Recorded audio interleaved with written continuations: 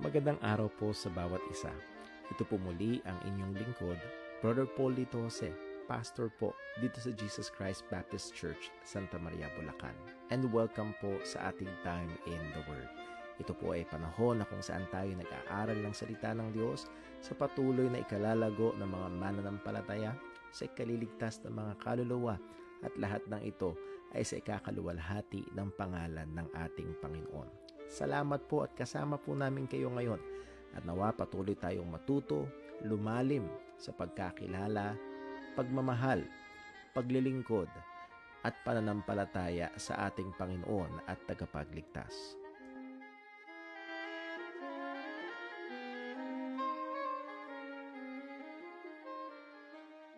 Muli ho, isang pagpalang gabi po sa bawat isa at muli tayo po ay nagpapasalamat sa Diyos sa kanyang patuloy na habag at biyaya at tayo nakakapagpatuloy hindi lamang sa ating buhay kundi maging sa ministeryo at lalo't higit sa ating buhay Kristiyano. Welcome po sa ating Time in the Word and nawa itong oras po na ito ay maging oras ng ating patuloy na paglalim sa pagkakilala sa Panginoon, sa kanyang mga katotohanan at hindi lamang mapuno ang ating mga isipan kundi lumalim ang ating pagmamahal sa Kanya at magdulot ito ng mas masitihing paglilingkod at pagmamahalan sa isa't isa. And tayo nagpapatuloy ho sa doktrina patungkol sa banal na spirito at nalalapit na tayo sa pagtatapos. We are on the latter end and very much practical yung ating mga pinag-aaralan. But I hope ay patuloy natin bigyan ng pansin upang lalo tayong lumalim pa at lalo tayong lumago sa discernment, lalo na sa madaming mga maling paniniwala, maling mga practices sa ating paligid na madalas ay konektado sa banal na spirito. So bago ho tayo dumako sa ating pinaka-lesson ho ngayong gabi, yan ho munang mga announcements. Una, again, ang Faithful Bible Truths na isang YouTube channel ministry ay encourage namin kayo na kung maaari ay bisitahin niyo ho, pakinggan, panoorin yung mga videos na roon, and you can subscribe and share to others. It will be a blessing. And then also, isa pa ho ay this coming Sunday ay of course Lord's Day, yun ang priority, but it's also Mother's Day. So kami ay nag-aanyaya as kagaya na sa poster, come and join us for Lord's Day worship. Pero higit pa doon or isa pa ay yung ating pag-appreciate sa mga nanay o sa mga ina ng bawat pamilya. So hindi lamang ho mga nanay ang ating iniimbitahan, the whole family is invited, very much welcome. So kung kayo ho ay nasa gawi dito na Santa Maria, Bulacan this coming Lord's Day or Sunday, ay iniimbitahan po namin kayo at yung ating mga kapatiran, i-encourage po natin to be present. Mag-imbita tayo sa mga kapitbahay, mga kakilala, kaibigan. Huwag tayong mahiya at napakahalaga ng ating pinag-iimbita ho sa kanila.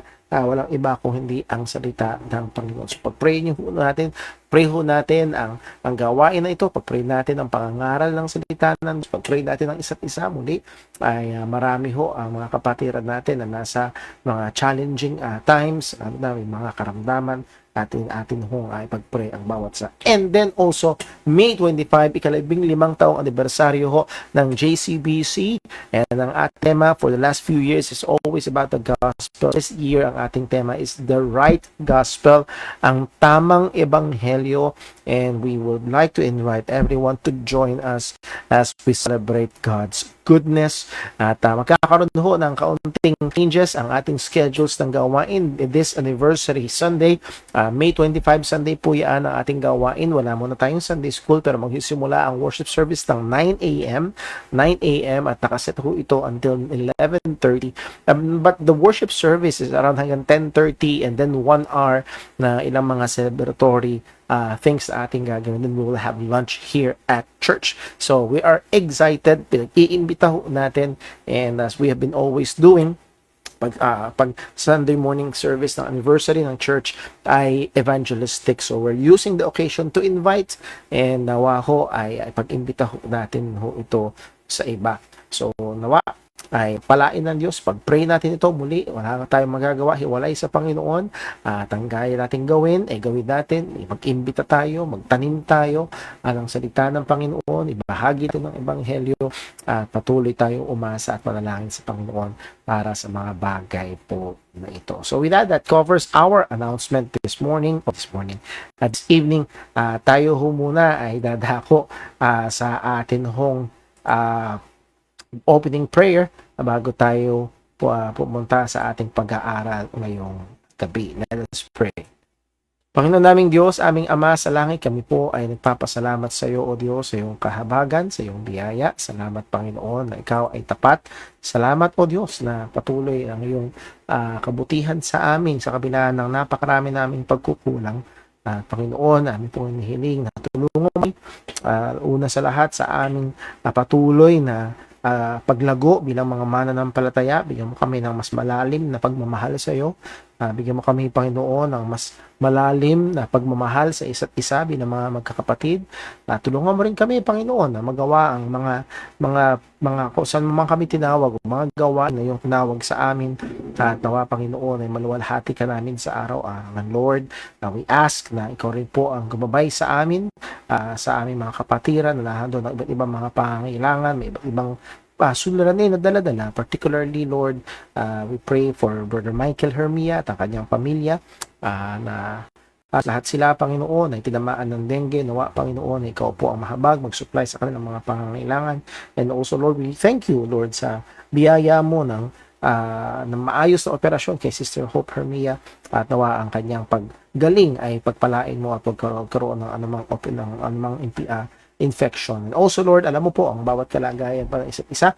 Nawa, Panginoon, na ikaw po ang magpalang. Also, Lord, thank you sa panibagong taon sa buhay ng aming kapatid na Sister Marilyn Ganas. Alam mo rin po ang health situations nila at ang kanilang buong pamilya, mga dalahin. Nawa, ikaw ang pumilos po sa kanila at tumugon sa mga panalangin sa ayon sa iyong kalooban. So, Lord, ngayon narito kami, Panginoon, ay kung loloobin mo aming tayo nag-aaral ay magiging napaka laking blessing sa bawat isa, at ikaw po gumabay sa akin bilang tagapagturo at bawat isang makikinig, at ikaw lamang po ang maitaas. Patawad po sa aming mga pagkakasala at pagkukulang sa iyo, O Diyos. Tulungan mo kami na lalo pang magkaroon ng pagkamuhi sa kasalanan, lalo na sa kasalanang nakatahan pa sa amin. Lahat ng ito, Panginoon, dalangin namin sa ngalan ng aming Panginoong Hesukristo. Amen. So tayo ho ay dumako sa ating lesson ngayong hapon o ngayong gabi. So as I've said, it's Doctrine of the Holy Spirit, lesson number 43. I think hindi tayo aabot sa lesson number 50. Nevertheless, I hope tayo ay natututo at patuloy na lumalago sa mga bagay po na ito. Ating magbalik-aral tayo sa ilang mga napag-aaralan natin. Again, I cannot stress enough yung importance ng principle na ito. The gifts of the Spirit are exercised under the rule of the Word of God. And again, anything, we believe sola scriptura, na ang ating buhay, pananampalataya, ay nakabase sa salita ng Panginoon. So, not just the gifts of the Holy Spirit, anything and everything about the Holy Spirit, and also anything and everything about God, about our faith, about our Christian life, ay nakabase sa salita ng Panginoon. Kung pinag-aralan natin ang issue ng continuation and cessation, continuationism and cessationism, at ang ating stand is cessationism, at ito ay malinaw sa salita ng Diyos, and there are other things sa Bible. Cessation as an actual occurrence. There are other things na inutos ng Diyos ng lumang tipan pero nag-cease na at tumigil na dahil dumating na ang ating Panginoong Hesukristo. And almost the same way, ang mga sign, miracle gifts ay tumigil na rin sapagkat natapos na ang opisina ng mga apostles at dumating na ang revelation, ng complete revelation sa atin ng salita ng Diyos. Therefore, hindi na kailangan ng mga fresh revelations, hindi na kailangan ng mga sign gifts. Propositions of cessationism. So, yun yung takbo nito. Una, Jesus Christ is the final revelation of God. Hebrews chapter 1. Malino ito. Number 2, the office that mediate this final revelation of the church is the apostolic office. So, mayroong mga witnesses. Ang sabi ni Cristo sa Acts 1:8, ang mga apostles ang kanyang official witnesses. And then, proposition number 3, passing of the apostolic office left the church with the only remaining mode of revelation. That is the scripture. So, wala na mga apostles, hindi na tapos na ang mga fresh revelations, ang natitira na lang ay yung revelation na binigay sa mga apostol, and we have them in the Bible, in the scriptures. Proposition number 4, the cessation of revelation word necessitates the cessation of revelation signs. So muli, dahil tapos na, tigil na, wala nang fresh revelations, hindi rin kailangan ang signs na kaakibat nito. Therefore, we believe that they have ceased. At malinaw ang sinabi ni Apostle Pablo sa Ephesians 2:20 na ang opisina ng mga apostol is foundational in nature. So, talagang hindi sila nakadesign. Ang Diyos, hindi design ng Diyos ang apostolic office na magpatuloy indefinitely, kundi merong point of time na doon lang sila. At nung namatay si Apostle John, the last remaining apostle, ay natapos na ang apostolic office. Or what about present miracle phenomena? Ano masasabi natin sa mga nakiklaims ng present day miracles? Well, pwedeng masabi ang apat na bagay. One, that God's miracle as such may and do continue to happen and is never denied. In short, naghihimala pa rin ang Panginoon. Okay? Number 2, God may sovereignly overrule a wrong practice to do a miracle through it. So, pwedeng kahit isang maling gawain ay pwede pa rin itong gamitin ng Diyos sang-ayon sa kanyang kalooban para ganapin ang kanyang tinakda o kanyang kalooban. So, hindi nalilimitahan ang Panginoon. And if you remember, we have the example of King Saul na nag-consult sa witch of Endor. So, pinahintulutan ng Panginoon para mangyari yung kanyang kalooban. Number 3, there could be natural explanations that may not yet be available, lalo ng time na yon, na napakalimitado ng science. And then, number 4, some have demonic power as their source and influence na ating tinignan. For example, sa Book of Revelation, yung Antichrist, yung susupot na Antichrist will be empowered by the power of Satan himself. So, he will be able to do signs and wonders.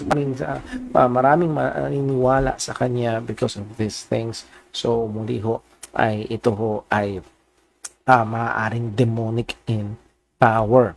So let us be very, very careful, at isa sa mga napakahalaga na ating bigyan pansin is not the performance of the miracle, but rather the teaching that is done. If you remember, napasadahan natin maybe 2-3 months ago sa Deuteronomy, ang sabi ng Panginoon, kapag merong prophet nag-prophesy at nangyari, it came to pass, yung sinasabi ng prophet, as in nangyari, so supernatural. Pero ang sinasabi niya ay nanghihikayat siyang sumamba sa ibang Diyos-Diyosan. Huwag kang susunod. Okay? So again, what determines is not the miracle. What determines is the teaching.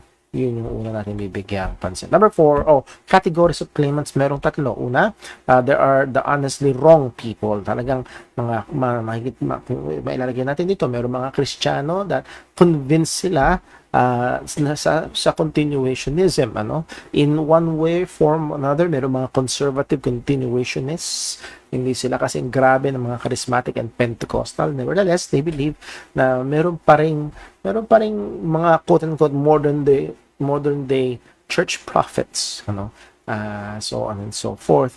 At again, pag sinabing prophets, it's not the technical term na tagapaghayag lamang. Kung hindi, they receive some revelations from God. Merong kinakausap pa rin sila ng Panginoon, and that is apart from the scripture. Number 2, ignorantly deceived. So, mga victims sila ng mga miracle claims and ministries. So, meron talagang mga madaya, meron talagang mga nanloloko, at meron silang nanloloko at paniwalang-paniwala sila dito. Number 3, wickedly deceiving. Meron naman sa ito, in contrast sa number 1, they study the Word of God sa number 1, and dito sila nag-end up sa continuationism. Yun namang iba, wala silang pakialam sa salita ng Diyos. Actually, gagamitin lang nila ang salita ng Diyos para makapangloko sila. So, marami ang gumagawa niyan. And very sadly so. So, anong conclusion natin? Most, if not all, most present claims of miracles are not from the gifts of the Holy Spirit. Marami nagkiklaim, pero hindi ito galing sa banal na Espiritu, hindi ito konektado sa banal na Espiritu. At isa sa mga pangunahing tanda ay kung ang gospel na daladala nila ay palyado. Okay? Kung palyado ang gospel na daladala nila, we can be sure that the Holy Spirit is not there. He cannot be there. dahil palyado ang gospel. So, muli ay isa yon sa mga pangunahin nating bibigyang pansin. Sabi ni John MacArthur, the sad truth is the legacy of the charismatic movement has been mostly one of chaos and doctrinal confusion. The charismatic approach to spirituality is unsound and fraught with potential disillusionment.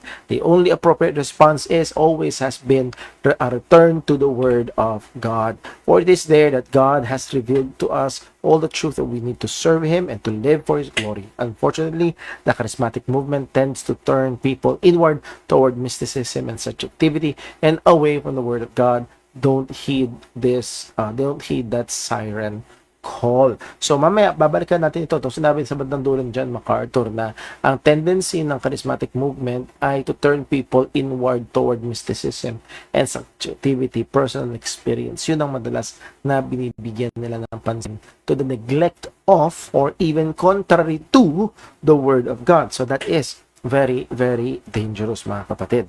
The current ministry of the Holy Spirit in the life of the believer. So, okay, kung hindi ganun, kung hindi miracles and signs and wonders ang pangunahing ministry ng Banal na Espiritu sa buhay ng mga mananampalataya ngayon, ano?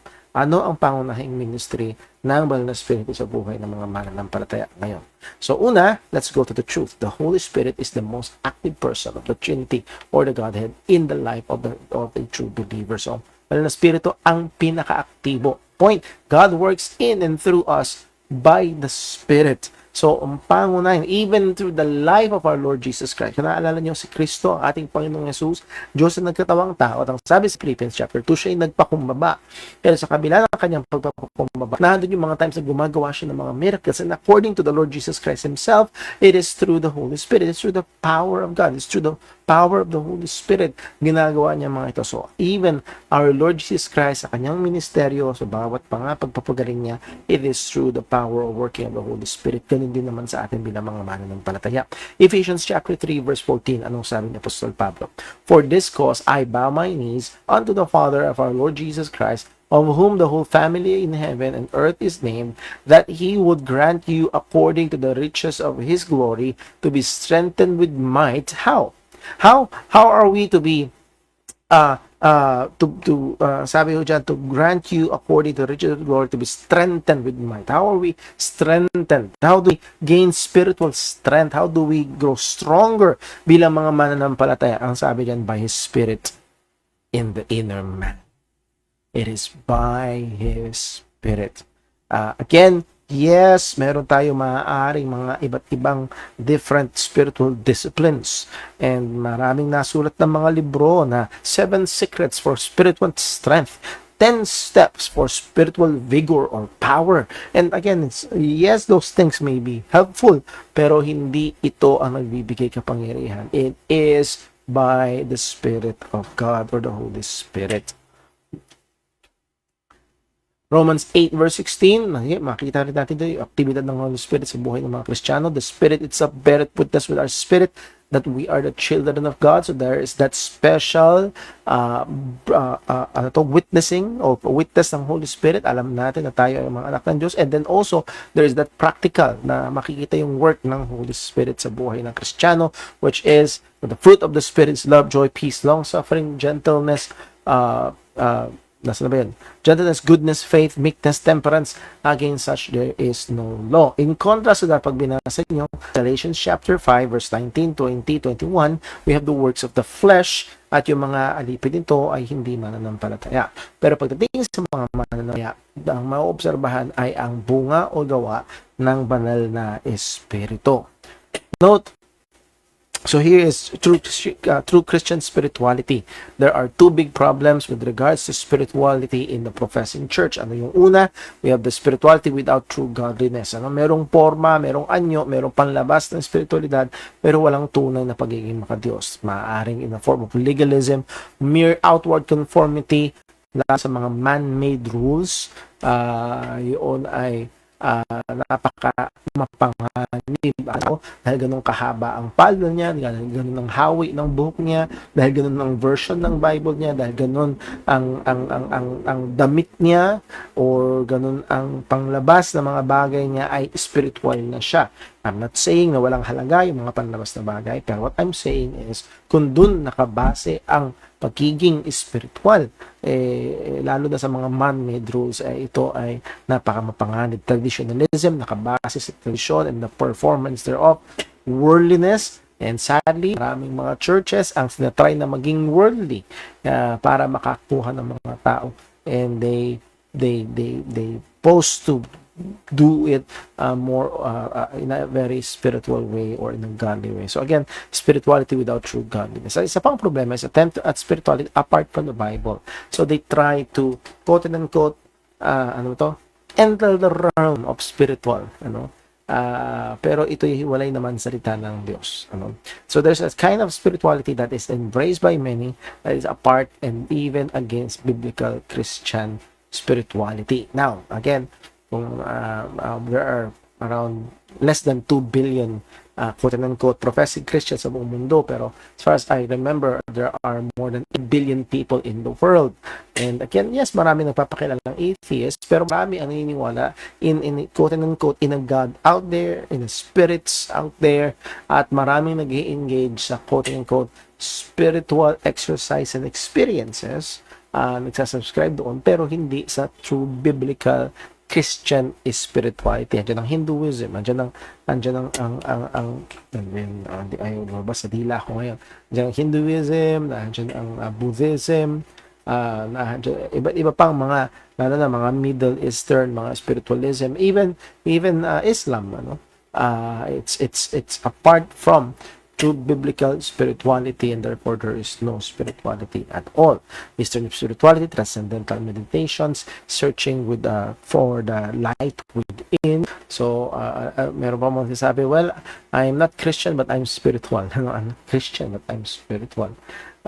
Kung ibig sabihin mo lang ikaw ay may immaterial part, that is true, pero hindi yun ang ibig nilang sabihin. They're just looking for the inner peace, the spirit within, spirit in nature, and so on and so forth. So that is danger. So mag-ingat tayo, hindi lahat ng may label na quote-unquote spiritual or spirituality ay biblical Christianity or biblical Christian spirituality na agad. So we need to inspect, we need to discern ang mga bagay ho na ito. Important, true biblical spirituality is connected to, has its source from, and is the work of the Holy Spirit according to the Bible. Okay? Kaya nga, spiritual. This is a rule na napakinggan ko. So nga, at nanatili na sa akin. Pag sinabing spiritual, it is connected to the Holy Spirit. Pag sinabing spiritual, it is the work of the Holy Spirit. At pag sinabing, for example, ang isang tao ay spiritual, well, it means na nakikita sa buhay niya, evidence sa buhay niya, ang gawa ng banal na spirito.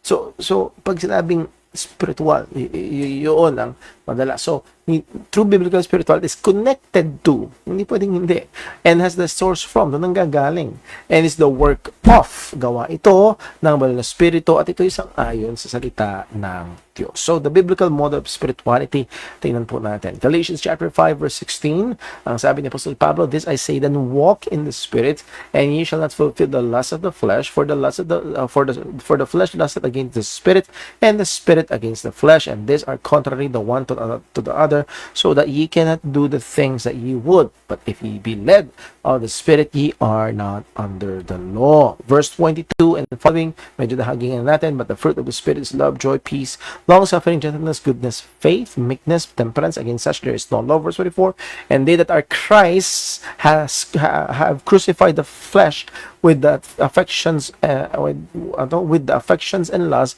And if we live in the Spirit, let us also walk in the Spirit. So again, we can say many things patungkol dito.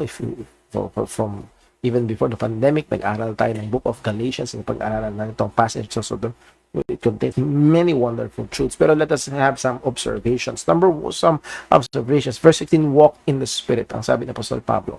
So it's a manner of life that is against the rule of the flesh. So nakita natin dun yung contrast, yung flesh and the Spirit. So ito yung paraan ng pamumuhay na hindi sang-ayon sa laman, hindi sang-ayon sa pita, hindi ka ruled ng pita ng laman. It doesn't mean na hindi ka nakakaramdam ng gutom, pero hindi yung mga bagay ng laman, lalo na ng malanan o ng kasalanan nakatahan dito, ang nagro-rule sa mananampalataya. Led by the Spirit. Be led by the Spirit. Ang sabi ng salita ng Diyos. The rule of the Spirit in one's life is an evidence of true salvation. Nandun yung pangunahan ka.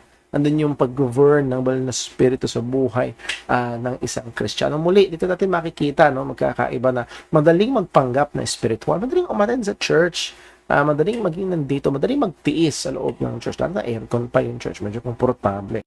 Pero kung wala, hindi siya pinangunahan ng banal na Espiritu, pag inobserve mo yung kanyang buhay, ay sa kanyang lakad, sa kanyang gawa ng kamay, sa kasalita ng kanyang bibig, hindi ma-discern, hindi makita ang gawa, pangunguna ng pag-rule ng banal na Espiritu. So, let us be very watchful. At isang magandang paraan ay suriin natin yung ating sarili. I'm not asking if you are perfect and therefore sinless. That is not the case. No one will ever be. Even Apostle Paul was not. Pero nahandun ng pagkilos at paggawa ng banal na Espiritu. Verse 22 hanggang 23, producing the fruit of the Spirit. Nahandun yung, again, fruit, contrast to the works of the flesh. It is the fruit of the Spirit. Ito yung bunga, that means of the Spirit. Ito ay galing mula sa gawa ng banal na Espiritu. These characteristics are not merely outside, but the product of the indwelling Spirit of God. Hindi ito,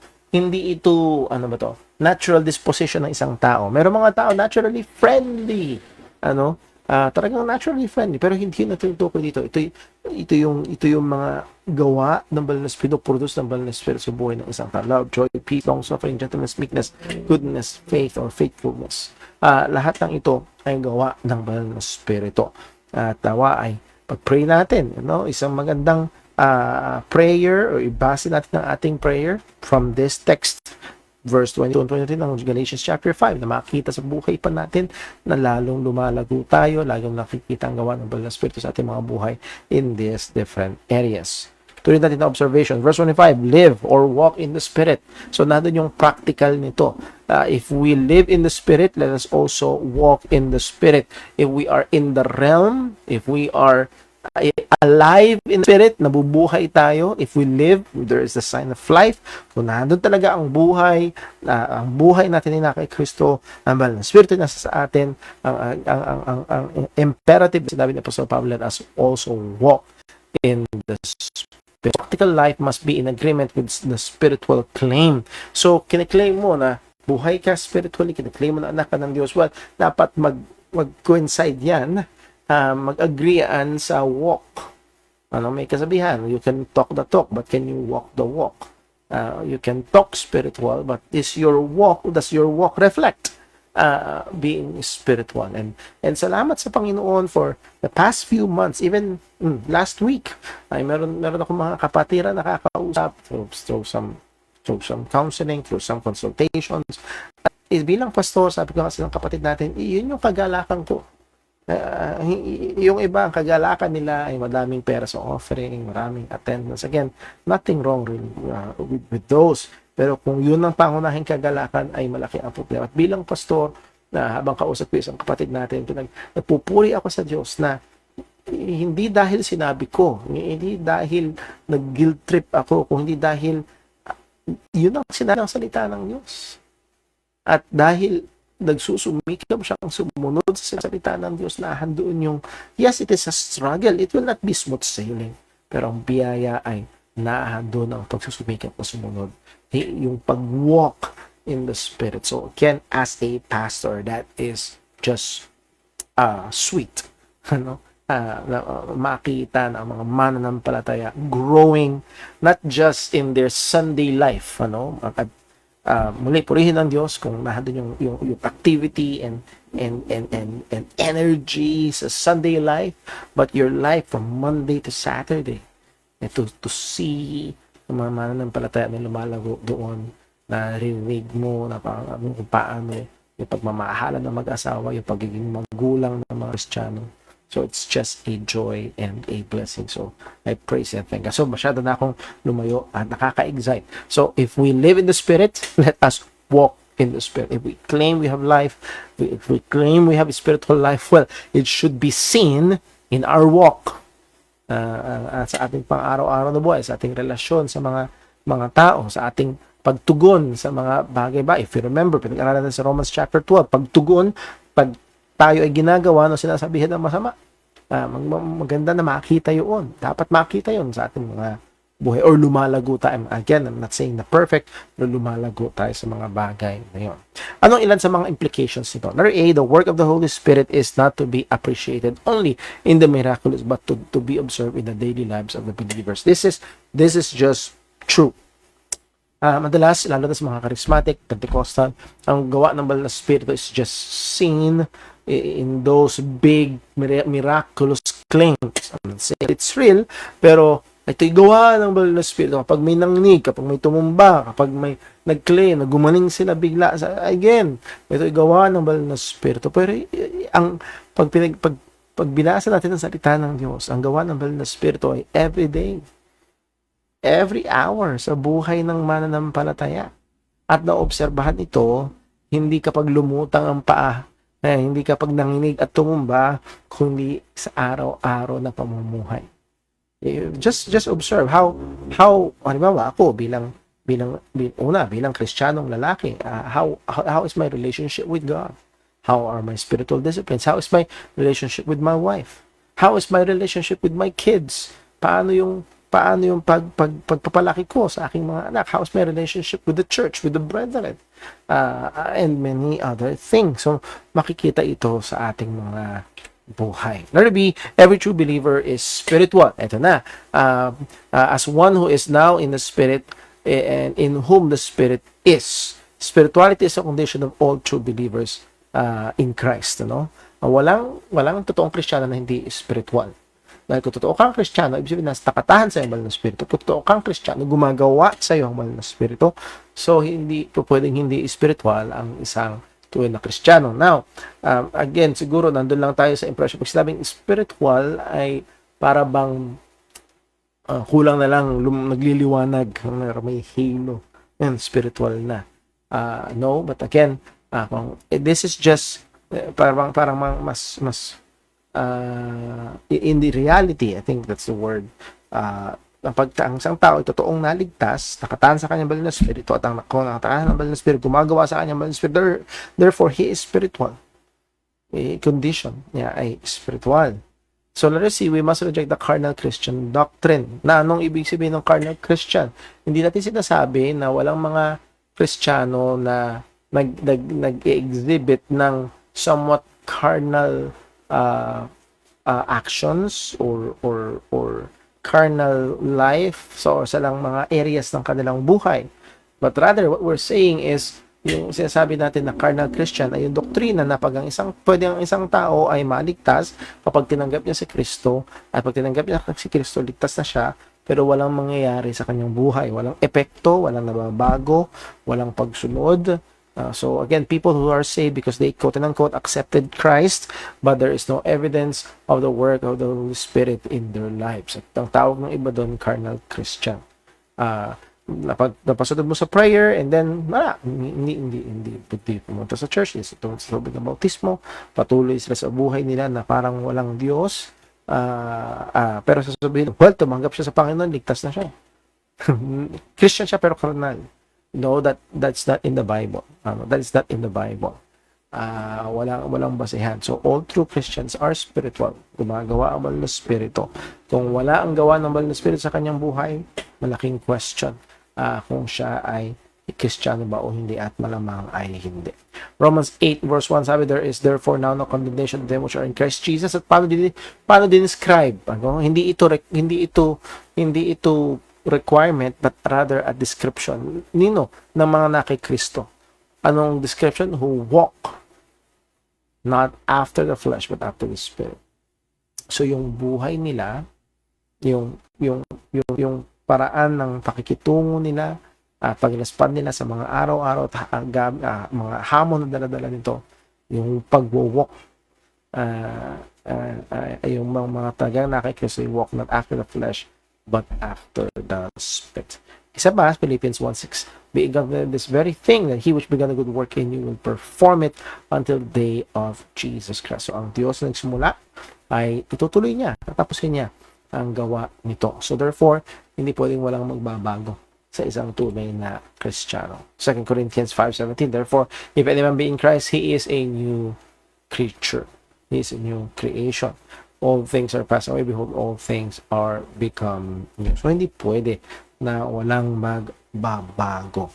At naalala ko, sa personal struggle ko, noon, lumaki ako sa isang religious family, not Christian, but religious. Kumpara sa iba, I would say I'm a more well-behaved person. At tingin ko sarili ko, mabait. Pero nung naligtas ako, paano yun? Well, hindi ako dating mamamatay tao, nas titigil ako, hindi ako dating mananakit, titigil ako, hindi ako palamura, titigil ako, hindi ako lasengger, titigil ako, hindi ako sugarol, tas titigil ako, so on and so forth. Sabi ko, paano? Ang nga sa na-realize, hindi naman yung mga outward actions. Actually, ang pagbabago ay una sa lahat, puso. Puso, mula sa pusong hindi nagmama. You may be a well-behaved person, pero hindi mo mahal ang Diyos. You're not a Christian. At yun yung unang magbabago. Ang unang magbabago ay yung pusong hindi nagmamahal sa Diyos. Magiging itong pusong nagmahal sa Diyos. At susunod na lamang yung mga panlabas na mga bagay at mga gawain at kaisipan at mga gawi o unti-unting mababago sapagkat ngayon na itong taong ito ay nagmamahal na sa Diyos pagkat siya iniligtas ng Panginoon. Ilan sa mga implications muli nito, already Christian spirituality is grounded upon faith in Christ and production of spiritual graces. So nakatungtong ito sa pananampalataya kay Kristo. Muli, walang totoong spirituality apart from true faith in Christ. Okay? At ito ay nagpuproduce mga spiritual graces. All who are truly in Christ will to some degree manifest true spirituality. Again, 2 Corinthians 5:17, new creation. Philippians 1:6, nagsimula ng mabuting gawa ang Panginoon. There are degrees in one's spirituality. So ito ay mahalaga. Merong iba't ibang degree. At minsan naalala ko, nagdadrive ako kasama ko ang aking asawa, Sister Jonah, na nag-uusap kami. Sinabi ko, dapat talaga maunawaan natin na pagdating sa paglago sa Kristiyano ay, yes, iba-iba tayo ng antas na paglago. And then also, kailangan din consider iba't ibang area ng buhay Kristiyano. Maaaring merong isa matindi ang paglago niya sa doktrina. Maraming alam, purihin ng Panginoon. Pero maaaring may problema siya sa ibang area. Let's say for patience. Madali siyang magalit. So again, there may be great growth in one area but lacking in other areas. At maaaring, well no, I'm sure yun ang kalagayang marami sa atin at napakaganda kung bigyan natin pansin yung mga lugar na yon. 1 John 2:12, napakaganda nito, sinabi ni John, I write unto you what, little children, because your sins are forgiven you for his name's sake. I write unto you fathers, because ye have known him that is from the beginning. Verse 12, I write unto you young men, because ye have overcome the wicked one. I write unto you little children, because ye have known the Father. I have written unto you fathers, because ye have known him that is from the beginning. I have written to you young men, because ye are strong, and the word of God abideth in you, and ye have overcome the wicked. Hindi ito mga age group ng tao sa church na kausap ni John, but rather these are people in the church that has different on the different stages ng kanilang spiritual na buhay. Meron, aaring matandaan na sila physically, but they are young men in their faith, or even children in their faith. So, ang punto ito, patuloy na magsumikap na lumago. Christian spirituality is mediated presence, not mystical closeness. Ito yung sinasabi ko kanina. Ang totoong spiritualidad ng Kristiyanong spiritualidad ay mediated presence, not mystical closeness. Anong ibig sabihin? Contrast, current approach to spirituality. Ano yung current approach? Modern day spirituality focus so much in the mystical, subjective, vague kind of closeness and intimacy with God. So, lalo na yung hindi lang basta vague, kung hindi too much, ano bang sa, parang napakababa. Oh, Jesus is my bro. He is my homie. Yung sinasabi ng iba, he is the big brother there. So on and so forth. Nakafocus sila sa mga ganon. Mystical, mga malabo, very, very mysterious, hindi matrace, hindi maunawaan ng iba. Much of it is seen in the language used even in some songs. At dito, bibigay tayo ng halimbawa, at gagamit ako ng halimbawa na maaaring kanta na alam ng marami, lalo na sa mga Kristiyano. But again, makikita pag inobserbahan natin, nga no, mystical yung approach ng kanta nito sa spiritualidad. So example is that song In the Garden. Ayan. Alam siguro iba niya, I come in the garden alone when the Jew are still in the row. So hindi ako kakanta ngayon, pero yun yung kanta. Pero alam ko ang ibig sabihin ng kanta is it's the time for meditation. Pupunta sa garden to meditate. And there's nothing wrong with that. Pero pag ina-analyze pa natin yung mga lyrics, for example, I come to the garden alone while the Jews is still in the roses. And ang sabi niya, and the voice I hear falling on my ear, the Son of God discloses. What? That's you're hearing voices. So that is mapanganib, ano? Or isa pang stanza, he walks with me and he talks with me and he tells me that I am his own, and the joy we share as we tarry there, take note of this, none other has ever known. Well, let's analyze some of this. Sabi niya, the voice I hear. Oh, is it fresh revelations? Is it audible voice? Ano ba ito? And yes, alam ko po natin ito na minsan tayo nakikipag-usap tayo sa Panginoon. That is true prayer. Kamakailan lang. Actually, nung Sunday afternoon, may pumunta rin sa church habang prayer meeting at humihingi siya ng tulong. And then, pangalawa, ay nung inabutan ko ng konting tulong, ay sabi siya sa akin na may mensahe sa kanya ang Diyos. Kinakausap siya ng Diyos. And napakalagang, wala siyang desire pakinggan ng gospel. Ang gusto niya lang sabihin ay yung mga sinasabi daw sa the voices, naririnig niya ang boses ng Diyos na kinakausap siya. Ang sabi, walking and talking. And I walk with Him and I talk with Him. Ito ba ay kagaya? Ang langwahin to ay parang yung langwahe sa Garden of Eden. Na kung saan Adam was in sweet fellowship with God. None other has ever known yung relationship sa Panginoon. None other has ever known? Really? With all Christians throughout the centuries? Walang nakaabot dun sa lalim ng fellowship mo sa Panginoon? And again, yung mystical experience na bumabalot dito sa bagay. At muli ho, in a way, I understand. Pero ang sinasabi ko ay yung panganib nitong lengguwahe na ito ng approach sa spirituality. Kaya napansin nyo, hindi natin inaawit dito sa church yung isang version ng He Lives. He lives, Jesus lives today, talks with me along the narrow way. He lives, salvation to impart. You ask me how I know He lives. How do we know Christ lives? Because the tomb is empty. Because of the testimony of the apostles. Pero ang sagot, He lives within your heart. Very experiential. Hindi biblical. Yes, we know na nakatahan siya sa atin.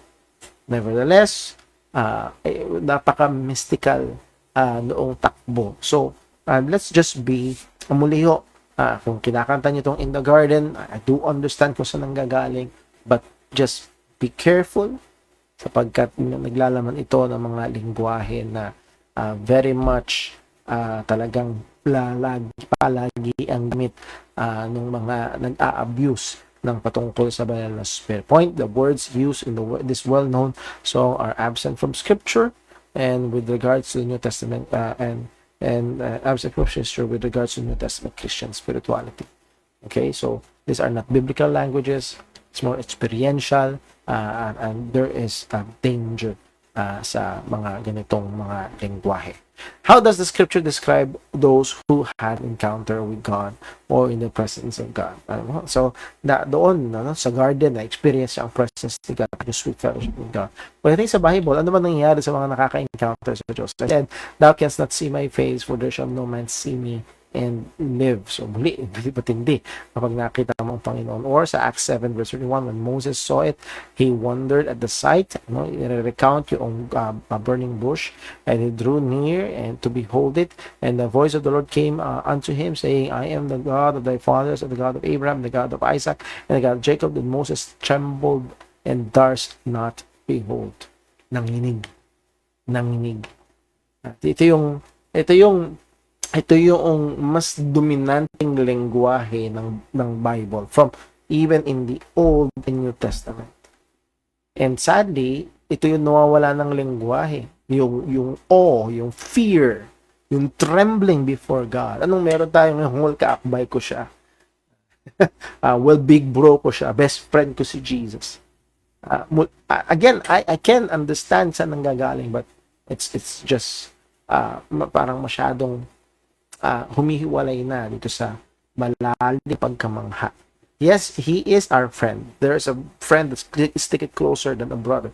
So, and that is our Lord Jesus Christ. Nevertheless, nawawala yung majesty, nawawala yung awe, yung fear na dapat kaakibat itong closeness na meron tayo sa Panginoon.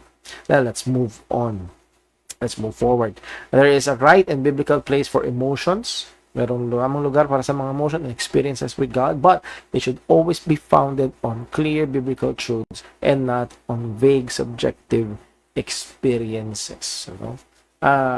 Maaring you quote and unquote you hear His voice because you're remembering a text or a passage and you're meditating on that passage. So muli ay kailangan may lugar ang emosyon, may lugar ang experience na espiritu na katungtong sa salita ng Diyos. Hindi ito mystical na somewhere out there, but rather it is biblical. Example ay, for example, it is well with my soul. Isa sa mga paborito ko na kanta. Though Satan should buffet, though trial should come, let this blessed assurance control that Christ has regarded my estate and has shed His own blood for my soul. Wow! Again, hindi mo masasabing walang emosyon, but it is grounded on biblical truths. Yung solid rock ni Edward Mote, His oath, His covenant, His blood, support me in the whelming flood. When all around my soul gives way, He then is all my hope and stay. On Christ the solid rock I stand, all other ground is sinking sand. So again, napakaganda. So these are hymns that wells up with emotions but are solidly founded on fundamental truths and not in a vague and mystical kind of spirituality. Nakatungtong ito sa sinasabi ng salita ng Panginoon. Biblical Christian spirituality, where and how does a Christian experience his access with God? So, mabilis na lamang ito, dito tayo matatapos. Okay, biblical spirituality, saan at paano mo tayo talaga nakaka-experience ng ating access sa Panginoon. 1 Peter 3:18 ang sabi, for Christ also had once suffered for sins, the just for the unjust, that He might bring us to God, being put to death in the flesh, but quickened in the spirit. Ephesians 8. And through Him, we both Jews and Gentiles, have access by one Spirit unto the Father. So makikita natin dito, it is through the Lord Jesus Christ. Ephesians 2:18. It is through the Lord Jesus Christ and by one Spirit, the Holy Spirit, we have access through to the Father. Point: confident access to God is grounded on the person and work of Jesus Christ and the work of the Holy Spirit. Well, His mediatorial work, He mediates for us, and also the work of the Holy Spirit. Yun yung access natin sa Panginoon. So it's biblically grounded. That's why we pray in Jesus' name, because He is the only access we have to God. Christian faith is anchored upon truth. Not subjective truth inside a person, but an objective truth that happened in history. And that is, Kristo na namatay at muling nabuhay kay nasa kanan Ama at namamagitan para sa atin. So that is the foundation of Christian spirituality. So thank you po na nakasama po namin kayo ngayon sa pag-aaral. Tignan ko lang kung merong tanong sa comments. Wala. Sa mga DM, sa messenger, wala.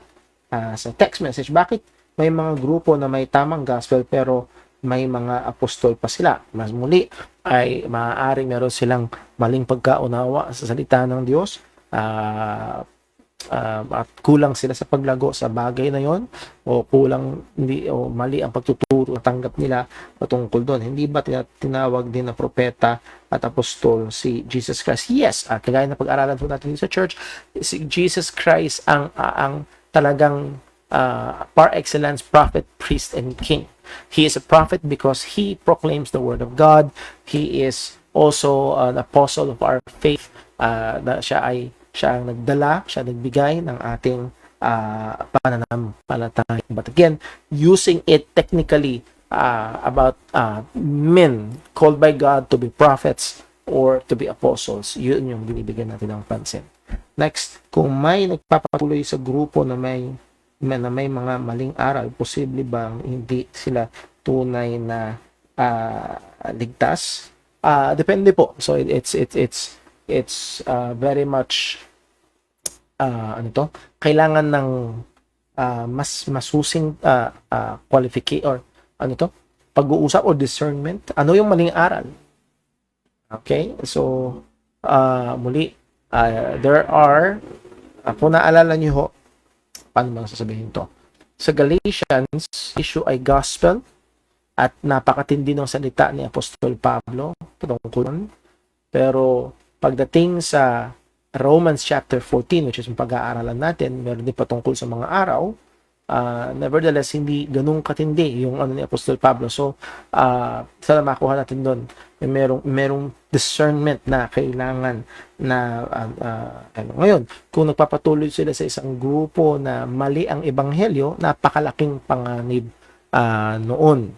Kung nagpapatuloy sila sa isang grupo na alam na nilang mali, pero nagpapatuloy pa rin sila doon, depende. Ano ba ang rason nila? Baka gusto nila na ma-influensyahan yung church na yon for the good or for whatever. So again, there's a great deal of discernment na kailangan, and hindi matalino at tingin ko hindi magiging tama na magbigay agad ng blanket statement sa bagay na yun. Yung my heart's desire for doctrine of religion higit sa God's truth, possible ba na unsaved yun? Well, yes. Hindi ko actually masyadong possible ba na unsaved? Opo.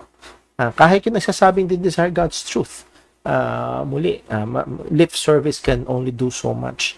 As James said, you can say you have faith, pero sabi ni James, pakita mo sa akin yung works. So muli ho ay yung desire for God's truth or for doctrines of religion, muli kailangang unawain, dahil merong mga members ng church, not because they desire doctrines of their religion, but rather they believe it is God's truth. So magandang i-discern natin yun, and hopefully maging tactful tayo, maging maunawain tayo at mapagmahal tayo with meekness, na ipakita sa kanila at nawa gamitin tayo ng Panginoon para dalhin sila sa ebanghelyo. So muli ay there in many things there's a great deal of discernment that must be used para mas madaling para bang hindi lahat ng sakit ay paracetamol. Kailangan discern ano ba ang problema para mas mailapat yung tamang gamot. Okay. With that, tayo po ay dumako sa closing prayer and pa-pray po ng atin hong gawain na parating this coming Sunday and also celebration din ng Mother's Day. Let us pray. Panginoon naming Diyos, aming Ama sa langit, kami po ay nagpapasalamat sa iyong kahabagan at biyaya sa amin. Salamat po sa iyong salita. Salamat po sa banal na Espiritu na nakatahan sa amin. Salamat po sa aming Panginoong Hesus na namamagitan para sa amin. Tulungan mo nawa kami, Panginoon. At ingatan mo po ang iyong mga mananampalataya, una sa iglesia ito sa JCBC, at ang bawat mga mananampalataya mo sa iba't ibang lugar, sa iba't ibang mga iglesia, na lalong lumalim sa iyong mga salita, lalong magkaroon ng matinding pagnanasa sa pagmamahal sa iyo, sa kabanalan ng buhay, at gayon din sa iyong mga katotohanan. Ikaw po nawa, Panginoon, ang patuloy na gumawa, at salamat sapagkat ang sinabi ng iyong salita, ikaw ng simula ng mabuting gawa ay tatapusin mo ito hanggang sa araw ng aming Panginoong Hesus Kristo. Lord, we again pray para po sa aming mga kapatiran na nahandod ng iba't ibang mga pangangailangan. Remember to you si Sister Sally Hermia, may dengue, ganyan ang kanilang anak na si Isha, at ang kanilang buong pamilya, si Brother Michael, tulungan mo po to lead his family at sa ganitong sitwasyon, na matulungan mo po sila. Ganyan po si Sister Hope, salamat, successful operation at hiling namin ng maayos na paggaling. Also pray para po sa iba pa namin mga kapatiran, for Brother Chris Mamaril at po ang kanyang kalagayan, at iba pa namin mga kapatid sa iba't ibang mga lugar. Nawa Panginoon, ikaw po ang kumilos. At nawa, O Diyos, we also ask for your blessing aming kapatid Sister Marilyn Gana sa kanyang kalusugan, sa kanyang pamilya. Alam mo po ang problema kanilang dala-dala, but we also thank you sa panibagong taon na binigay mo po sa aming kapatid po na ito. Muli, O Diyos, aming hinihiling ang iyong biyaya sa parating na gawain this coming Sunday. Muli, Panginoon, ang mga mananampalataya ay magkaisa, makarating sa church ng handa na sumama sa iyo, excited. And also, Lord, we ask for your blessing also sa effort na parangalan ang mga ina ng tahanan. Ikaw po naman gumawa patuloy kumilos lahat ng tidalangin namin sa ngalan ng aming Panginoong Jesus. Amen. God bless po. Magandang gabi. Dito magtatapos ang ating time in the Word.